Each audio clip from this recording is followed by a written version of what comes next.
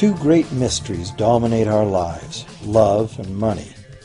What is love is a question that has been endlessly explored in stories, songs, books, movies, and television. But the same cannot be said about the question, what is money? It's not surprising that monetary theory hasn't inspired any blockbuster movies, but it was not even mentioned at the schools most of us attended. For most of us, the question, where does money come from, brings to mind a picture of the mint printing bills and stamping coins. Money, most of us believe, is created by the government. It's true, but only to a point. Those metal and paper symbols of value we usually think of as money are indeed produced by an agency of the federal government called the Mint. But the vast majority of money is not created by the Mint. It is created in huge amounts every day by private corporations known as banks. Most of us believe that banks lend out money that has been entrusted to them by depositors. Easy to picture, but not the truth. In fact, banks create the money they loan, not from the bank's own earnings, not from the money deposited, but directly from the borrower's promise to repay. The borrower's signature on the loan papers is an obligation to pay the bank the amount of the loan plus interest, or lose the house, the car, whatever asset was pledged as collateral. That's a big commitment from the borrower. What does the same signature require of the bank? The bank gets to conjure into existence the amount of the loan and just write it into the borrower's account. Sound far-fetched? Surely that can't be true. But it is.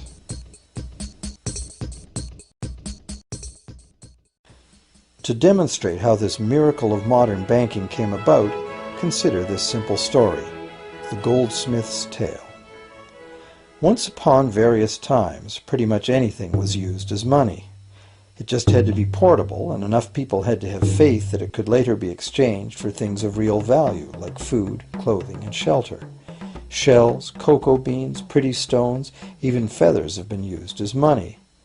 Gold and silver were attractive, soft, and easy to work with, so some cultures became expert with these metals. Goldsmiths made trade much easier by casting coins, standardized units of these metals whose weight and purity was certified.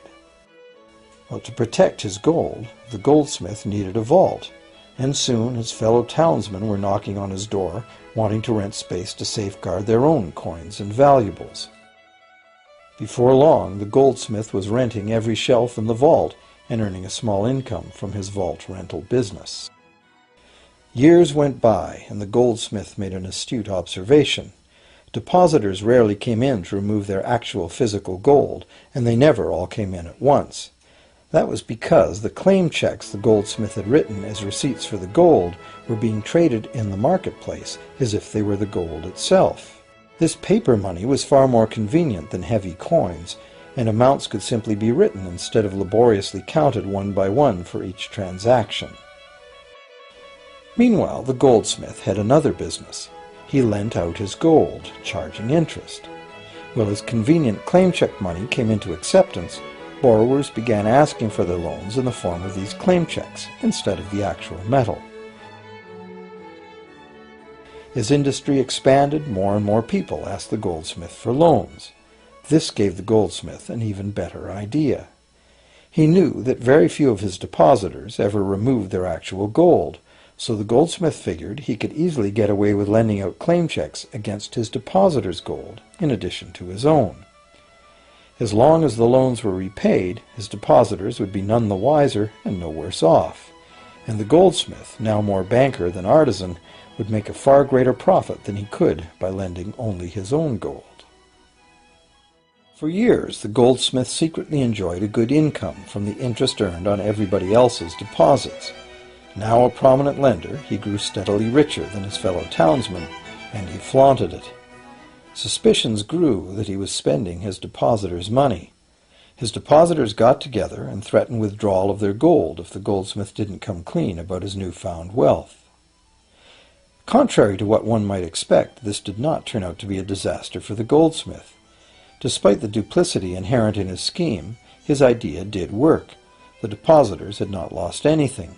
Their gold was all safe in the goldsmith's vault. Well, rather than taking back their gold, the depositors demanded that the goldsmith, now their banker, cut them in by paying them a share of the interest. And that was the beginning of banking. The banker paid a low interest rate on deposits of other people's money that he then loaned out at a higher interest. The difference covered the bank's cost of operation and its profit. The logic of this system was simple, and it seemed like a reasonable way to satisfy the demand for credit. However, this is not the way banking works today. Our goldsmith banker was not content with the income remaining after sharing the interest earnings with his depositors, and the demand for credit was growing fast as Europeans spread out across the world. But his loans were limited by the amount of gold his depositors had in his vault. That's when he got an even bolder idea. Since no one but himself knew what was actually in his vaults, he could lend out claim checks on gold that wasn't even there. As long as all the claim check holders didn't come to the vault at the same time and demand real gold, how would anyone find out? This new scheme worked very well, and the banker became enormously wealthy on the interest paid on gold that did not exist. The idea that the banker would just create money out of nothing was too outrageous to believe, so for a long time the thought did not occur to people. But the power to just invent money went to the banker's head, as you can well imagine. In time, the magnitude of the banker's loans and his ostentatious wealth did trigger suspicions once again. Some borrowers started to demand real gold instead of paper representations. Rumors spread. Suddenly, several wealthy depositors showed up to remove their gold. The game was up. A sea of claim check holders flooded the street outside the closed doors of the bank. Alas, the banker did not have enough gold and silver to redeem all the paper he had put into their hands. This is called a run on the bank, and it is what every banker dreads. This phenomenon of a run on the bank ruined individual banks and, not surprisingly, damaged public confidence in all bankers. It would have been straightforward to outlaw the practice of creating money from nothing. But the large volumes of credit the bankers were offering had become essential to the success of European commercial expansion, so instead the practice was legalized and regulated. Bankers agreed to abide by limits on the amount of fictional loan money that could be lent out. The limit would still be a number much larger than the actual value of gold and silver in the vault. Quite often the ratio was 9 fictional dollars to 1 actual dollar in gold. These regulations were enforced by surprise inspections. It was also arranged that, in the event of a run, central banks would support local banks with emergency infusions of gold. Only if there were runs on a lot of banks simultaneously would the banker's credit bubble burst and the system come crashing down.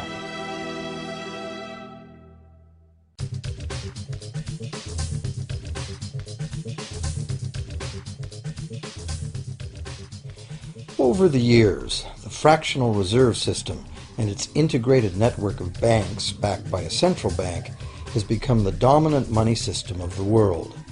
At the same time, the fraction of gold backing the debt money has steadily shrunk to nothing. The basic nature of money has changed. In the past, a paper dollar was actually a receipt that could be redeemed for a fixed weight of gold or silver. In the present, a paper or digital dollar can only be redeemed for another paper or digital dollar. In the past, privately created bank credit existed only in the form of private banknotes, which people had the choice to refuse, just as we have the choice to refuse someone's private check today. In the present, privately created bank credit is legally convertible to government-issued fiat currency, the dollars, loonies, and pounds we habitually think of as money. Fiat currency is money created by government fiat or decree, and legal tender laws declare that citizens must accept this fiat money as payment for debt, or else the courts will not enforce the obligation. So now the question is, if governments and banks can both just create money, then how much money exists? In the past, the total amount of money in existence was limited to the actual physical quantities of whatever commodity was in use as money. For example, in order for new gold or silver money to be created, more gold or silver had to be found and dug out of the ground. In the present, money is literally created as debt. New money is created whenever anyone takes a loan from the bank. As a result, the total amount of money that can be created has only one real limit: the total level of debt.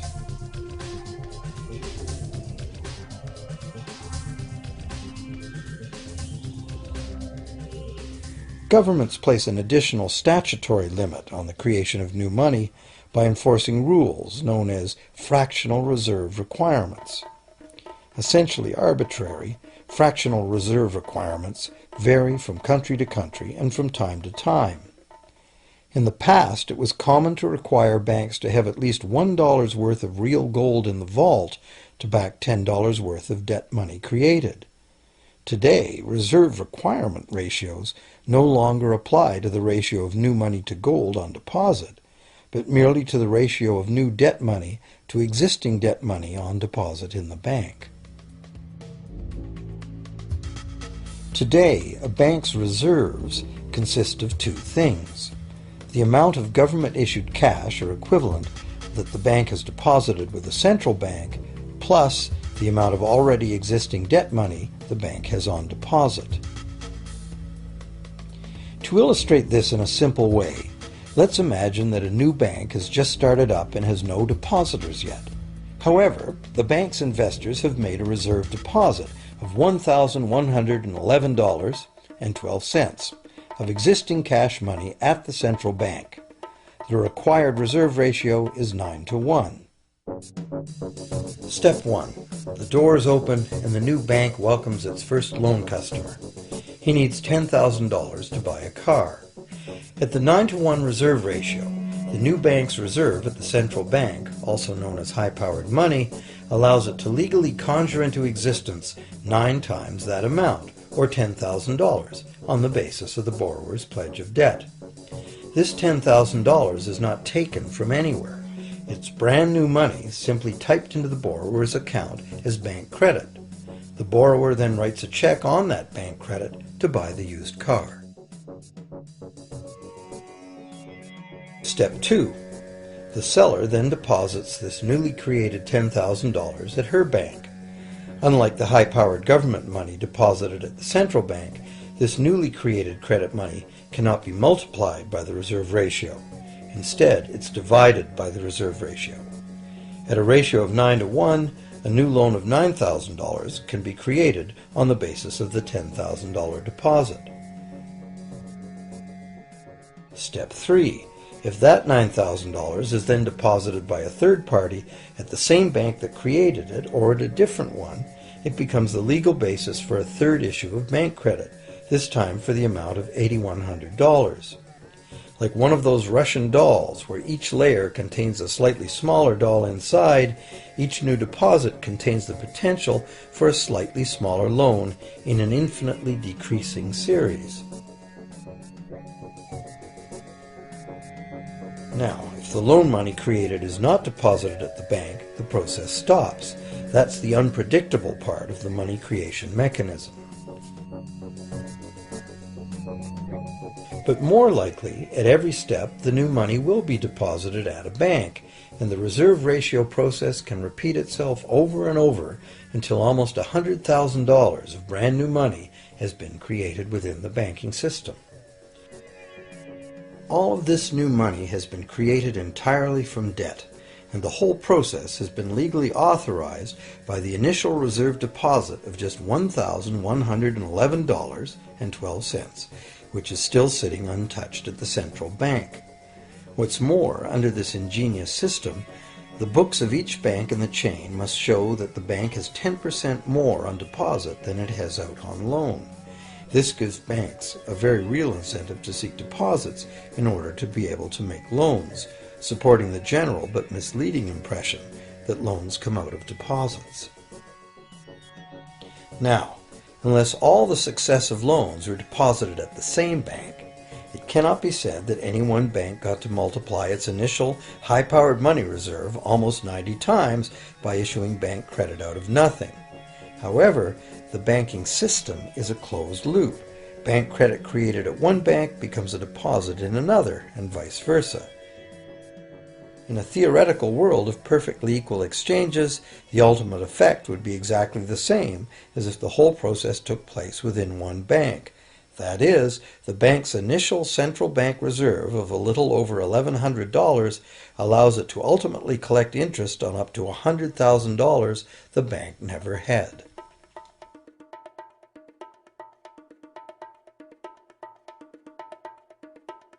If that sounds ridiculous, try this. In recent decades, as a result of steady lobbying by the banks, the requirements to make a reserve deposit at the nation's central bank have all but disappeared in some countries, and actual reserve ratios can be much higher than 9-to-1.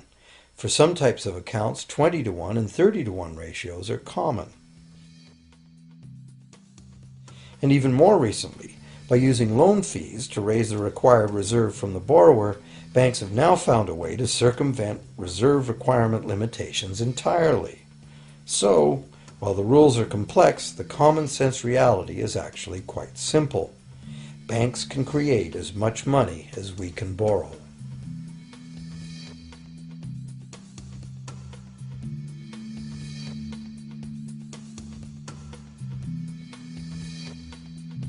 Despite the endlessly presented mint footage, government-created money typically accounts for less than 5% of the money in circulation.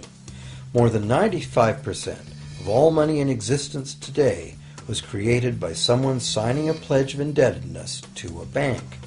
What's more, this bank credit money is being created and destroyed in huge amounts every day, as new loans are made and old ones repaid.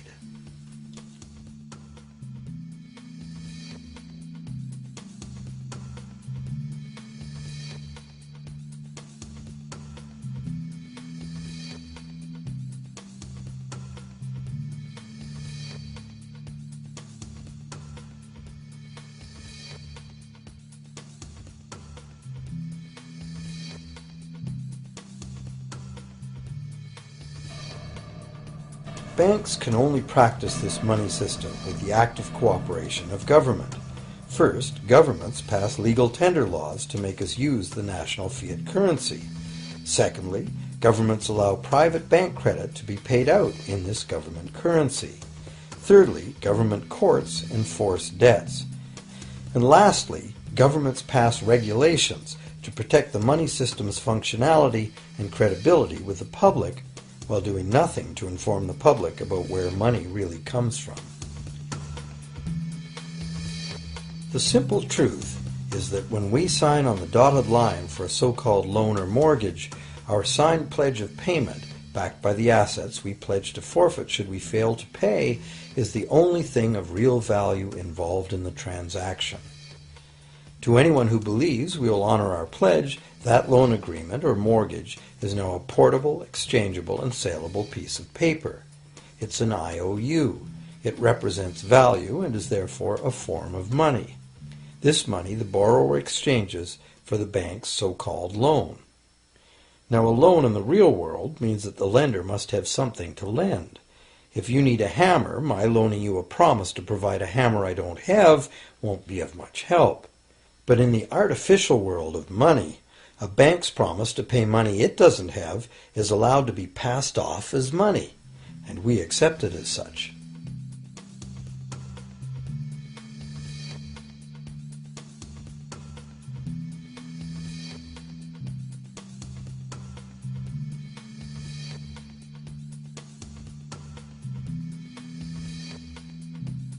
Once the borrower signs the pledge of debt, the bank then balances the transaction by creating, with a few keystrokes on a computer, a matching debt of the bank to the borrower.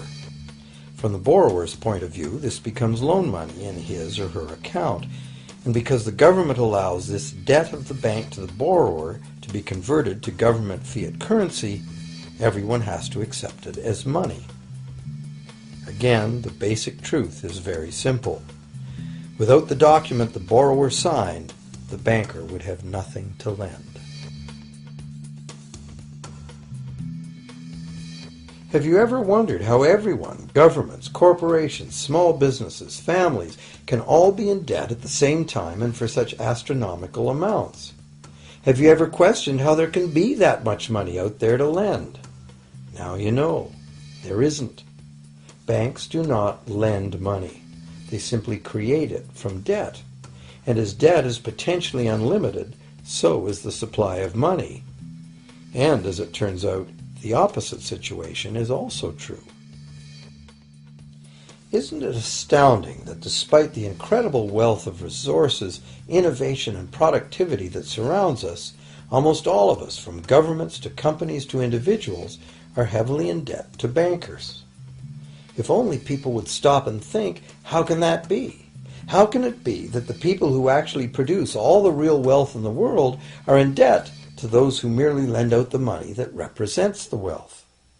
Even more amazing is that once we realize that money really is debt, we realize that if there was no debt, there'd be no money.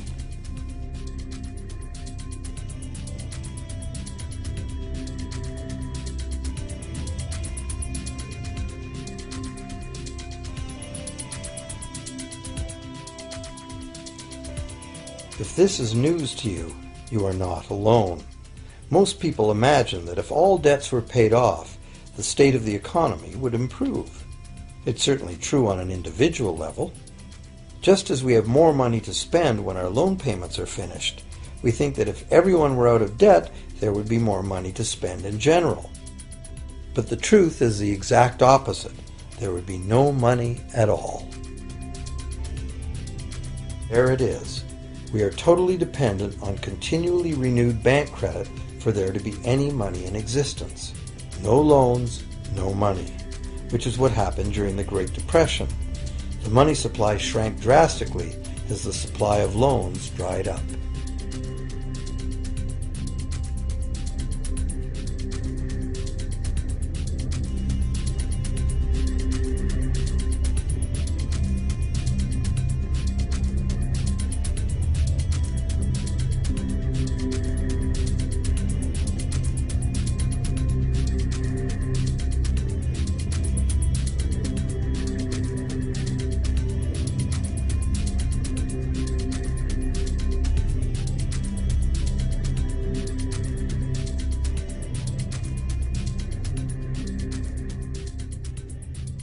And that's not all. Banks create only the amount of the principal. They don't create the money to pay the interest. Where is that supposed to come from? The only place borrowers can go to obtain the money to pay interest is the general economy's overall money supply. But almost all that overall money supply has been created exactly the same way, as bank credit that has to be paid back with more than was created. So everywhere there are other borrowers in the same situation, frantically trying to obtain the money they need to pay back both principal and interest from a total money pool which contains only principal. It is clearly impossible for everyone to pay back the principal plus interest because the interest money doesn't exist. This can even be expressed by a simple mathematical formula. The big problem here is that for long-term loans, such as mortgages and government debt, the total interest far exceeds the principal. So unless a lot of extra money is created to pay the interest, it means a very high proportion of foreclosures and a non-functioning economy. To maintain a functional society, the rate of foreclosure needs to be low. And so, to accomplish this, more and more new debt money has to be created to satisfy today's demands for money to service the previous debt. But of course, this just makes the total debt bigger, and that means more interest must ultimately be paid, resulting in an ever-escalating and inescapable spiral of mounting indebtedness.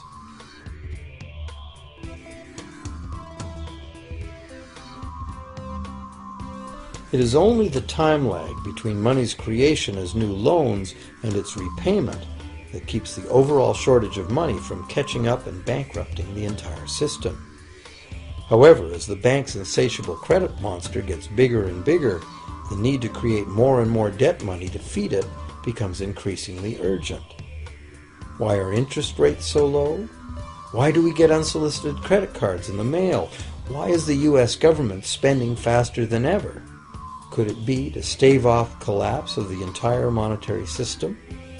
A rational person has to ask, can this really go on forever? Isn't a collapse inevitable?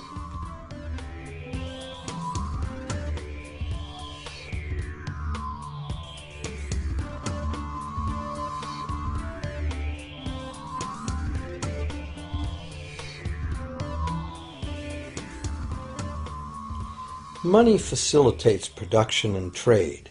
As the money supply increases, money just becomes increasingly worthless unless the volume of production and trade in the real world grows by the same amount. Add to this the realization that when we hear that the economy is growing at 3% per year, it sounds like a constant rate, but it's not. This year's 3% represents more real goods and services than last year's 3% because it's 3% of the new total.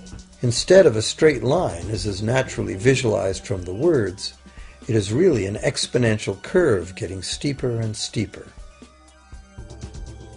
The problem, of course, is that perpetual growth of the real economy requires perpetually escalating use of real-world resources and energy. More and more stuff has to go from natural resource to garbage every year, forever, just to keep this system from collapsing.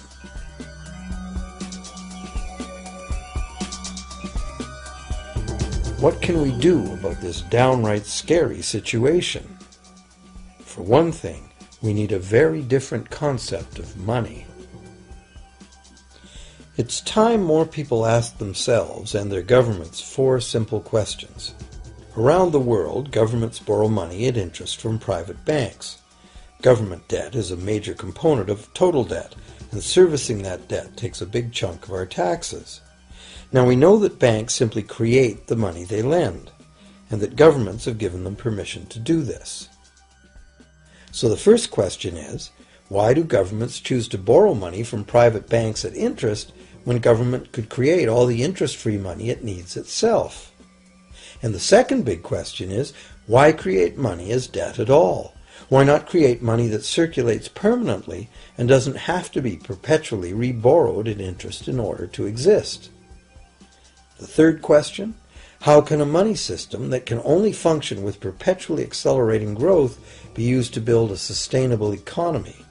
Isn't it logical that perpetually accelerating growth and sustainability are incompatible?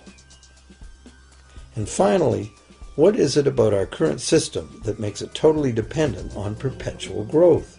What needs to be changed to allow the creation of a sustainable economy?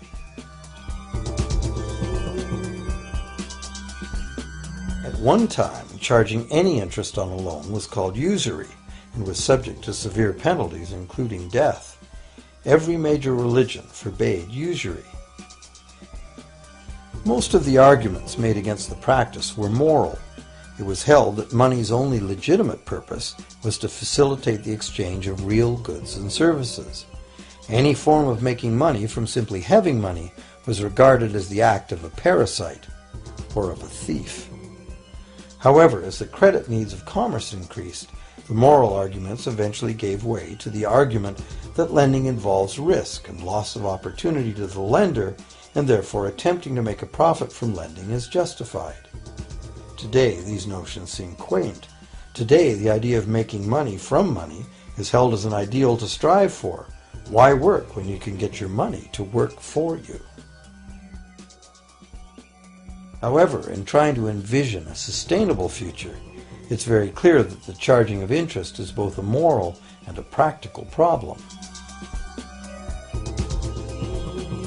Imagine a society and economy that can endure for centuries because, instead of plundering its capital stores of energy, it restricts itself to present-day income. No more wood is harvested than grows in the same period. All energy is renewable, solar, gravitational, geothermal, magnetic, and whatever else we discover. This society lives within the limits of its non-renewable resources by reusing and recycling everything, and the population just replaces itself. Such a society could never function using a money system utterly dependent on perpetually accelerating growth. A stable economy would need a money supply at least capable of remaining stable without collapsing. Let's say the total volume of this stable money supply is represented by this big circle.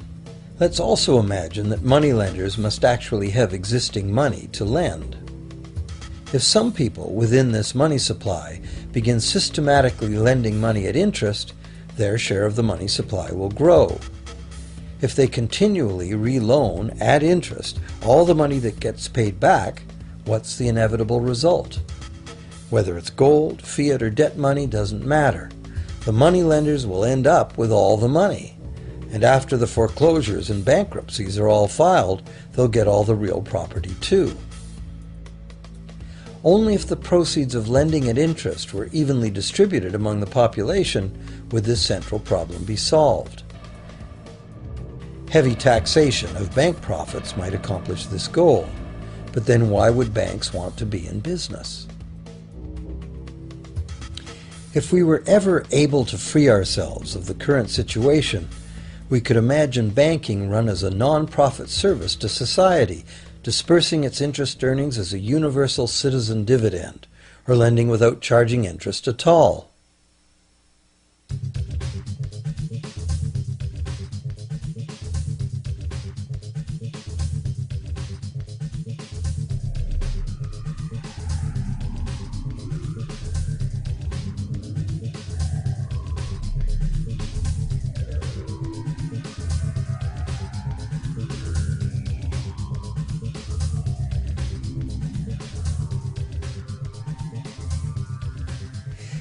If it is the fundamental nature of the system that causes the problems, tinkering with the system cannot ever solve those problems.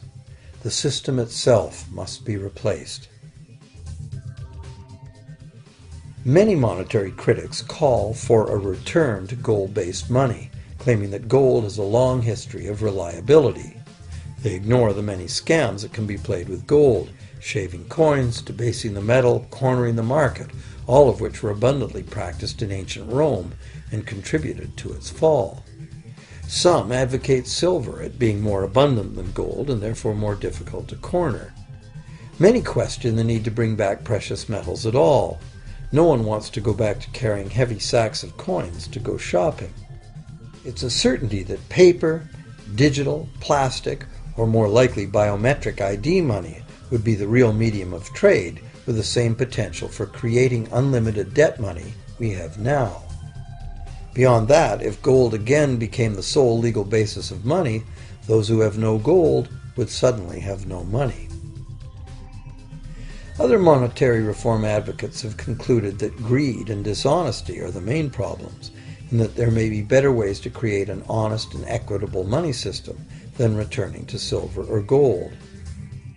Inventive minds have proposed a variety of alternate ways to create money. Many private barter systems create money as debt, much as banks do, but it is done openly and without charging interest. An example is a barter system in which debt is expressed as pledges of hours of work, all work being valued equally at a dollar figure that then allows hours to be equated with the dollar price of goods. This kind of money system can be set up by anyone who can devise a way to do the accounting and find willing and trustworthy participants. Setting up a local barter money system, even if it were little used now, would be prudent emergency planning for any community. Monetary reform, like electoral reform, is a big topic, and one that requires a willingness to change and to think outside the box. Monetary reform, again, like electoral reform, will not come easily, because the enormously powerful interests that benefit from the existing system will do their utmost to maintain their advantage. Now that we've seen that money is just an idea, and that in reality money can be whatever we make it, here's one very simple alternative monetary concept to consider. This model is based on systems that have worked in the past, in England and America, systems that were undermined and destroyed by the goldsmith bankers and their fractional reserve system.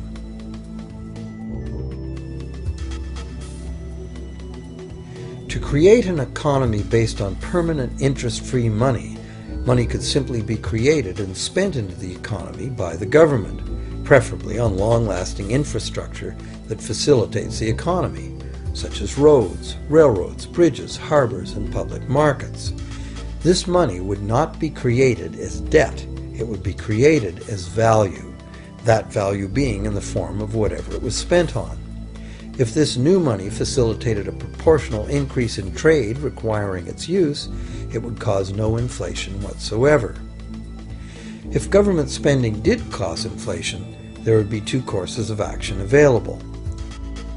Inflation is equivalent in effect to a flat tax on money. Whether the money goes down in value 20% or the government takes 20% of our money away from us, the effect on our buying power is the same. Viewed this way, inflation in place of taxation might be politically acceptable if well spent and kept within limits. Or government could choose to counter inflation by collecting tax monies that it then takes out of use, thus reducing the money supply and restoring its value.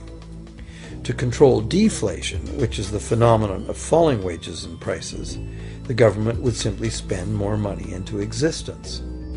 With no competing private debt money creation, governments would have more effective control of their nation's money supply. The public would know whom to blame if things went wrong. Governments would rise and fall on their ability to preserve the value of money. Government would operate primarily on taxes as it does now, but tax money would go much, much further, as none of it would be required to pay interest to private bankers. There could be no national debt if the federal government simply created the money it needed. Our perpetual collective servitude to the banks through interest payments on government debt would be impossible.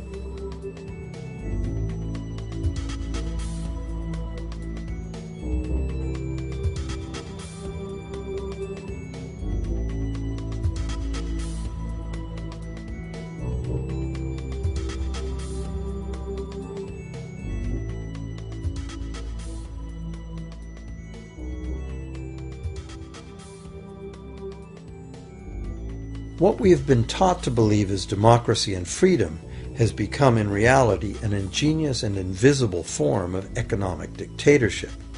As long as our entire society remains utterly dependent on bank credit for its supply of money, bankers will be in the position to make the decisions on who gets the money they need and who doesn't.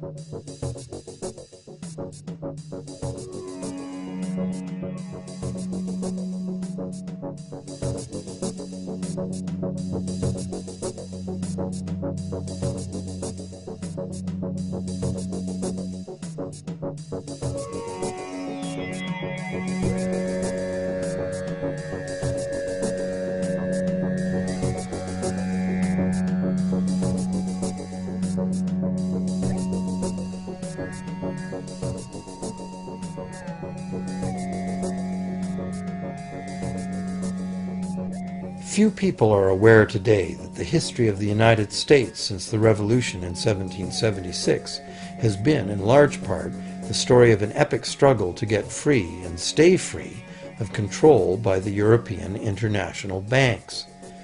This struggle was finally lost in 1913 when President Woodrow Wilson signed into effect the Federal Reserve Act, putting the international banking cartel in charge of creating America's money.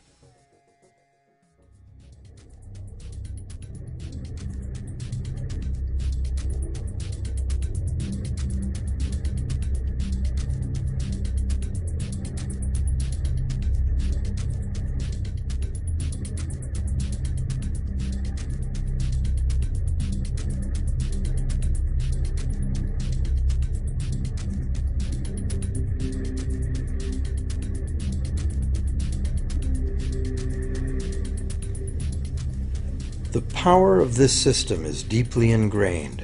So is the educational and media silence on the subject.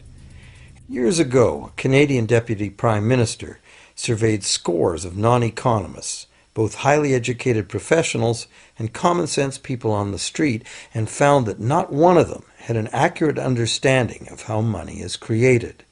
In fact, it's probably safe to say that most people, including the frontline employees of banks, have never given the matter a moment's thought. Have you?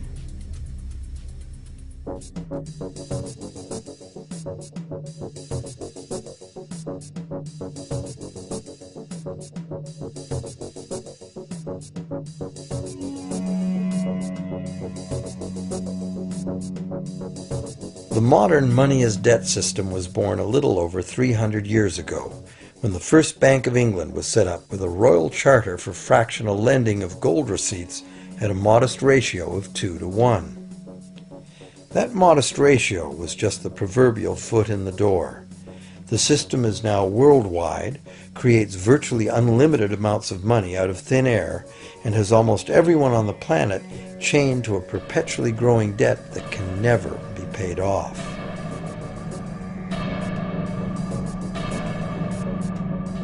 Could it have all happened by accident? Or is it a conspiracy? Obviously, something very big is at stake here.